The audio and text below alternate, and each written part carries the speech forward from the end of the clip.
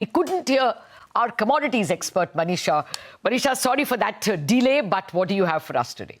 Thank you for that, Lata. Well, I'm talking about the aluminum prices because while they have been in flavor and the markets do believe that we would be looking at deficit and price increase going forward, but what the markets are dealing with immediate concern really is the premium in the US consumer market, where the physical market is trading at a record highs right now. So from where we were in the month of January to where we are trading right now, it's a 155% of an increase in prices for the US consumers of aluminum who are making various aluminum products there. So this is on the back of import tariffs, of course, and the tight supplies that we are dealing with in the global markets. So when you look at the calculation overall, remember, US has put 50% of tariff on aluminum imports starting 4th of June, and that clearly has disrupted the market. So US prices basically take LME prices as a base, and then they add premium to that. So when you look at the LME prices for aluminum, that is trading at $28.50 right now. The premium that US markets are commanding right now is $1940 a ton, and that brings the US consumer paying $47.90 a ton for aluminum prices,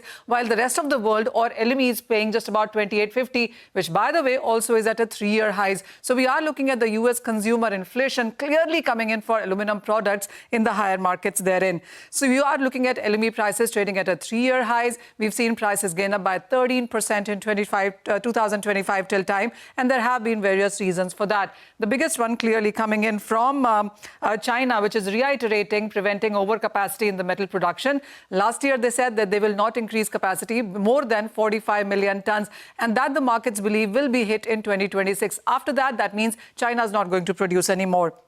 You already are looking at higher energy costs in sense of Indonesia. Remember, nearly 34% of aluminum cost is energy, and that has been increasing as well. And then there are concerns in Iceland. You have problems coming out in sense of bauxite grades as well. And there is supply concern coming into the street, keeping the aluminum prices on the higher side. Also, there are various reports suggesting that you could be looking at a deficit going forward in sense of aluminum for this year and the next as well. A report from Panmure Liberum says that aluminum market deficit for the current year already stands at 1.8 million tons therein. Europe aluminum demand continues to grow. There is a various reports suggesting that consumption for flat-rolled products in sense of aluminum, that consumption could grow at 123% by 2032. So wherever that you look, the inventories, the production, the mining, smelting, consumption, all those numbers tell you that you are looking at higher prices going forward when it comes to aluminum, with the kind of strong demand that we are looking from construction, auto, packaging, even green energy for that matter. Oh, wow.